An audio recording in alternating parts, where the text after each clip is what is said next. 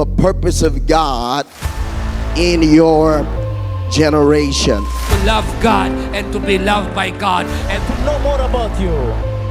I want to... The season has changed. Nagkakaroon ng impact ng totoo ang buhay natin kapag ang alab ng banal na espiritu ay naglalagablab ng gusto sa atin. Listen. Listen. Listen. This is not only by word. This is by power of the word. Wala hong magpipigil. Walang magpipigil. I'm gonna count to 1, 2, 3. Holy Spirit, touch you. Oh, pray. God, I'm gonna set you free. In the name of Jesus.